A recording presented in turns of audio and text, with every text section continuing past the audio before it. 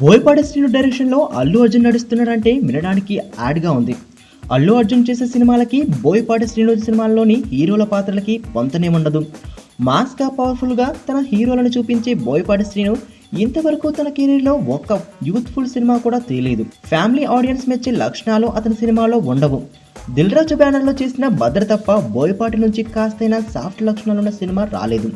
తన శైలికి బాలయ్య మాత్రమే పర్ఫెక్ట్గా సెట్ అవుతాడని సింహా లెజెండ్ చిత్రాలు నిరూపించాయి. మాస్ హీరోగా చాలా పేరున్న ఎన్టీఆర్ కూడా దమ్ము సినిమా యావరేజ్ ఫలితంతోనే సరిపెట్టుకుంది. అల్లు అర్జున్ ఇంతవరకు మాస్ పాత్రలు చేయలేదు సరికదా, అతని సినిమాలకి ప్లస్తే ఫ్యామిలీస్ అండ్ యంగ్ ఆడియన్స్. మాస్లోకి కూడా వెళ్ళడానికి బోయపాటితో సరైనోడు చేస్తున్న అల్లు అర్జున్ ఇప్పుడు తన టైం నడుస్తుందనే ధీమాలో ఉన్నాడు. బద్రీనాథ్తో అల్లు అర్జున్కి హిట్ ఇవ్వలేకపోయిన గీతా ఆర్ట్స్ బ్యానర్లో ఇదో మరుపురాని సినిమా అవ్వాలని అల్లు అరవింద్ ఆకాంక్షిస్తున్నారు. కానీ అసలు ప్రశ్న ఏమిటంటే ఎన్టీఆర్ వల్లే కానిది బన్నీ వల్ల అవుతుందా అని.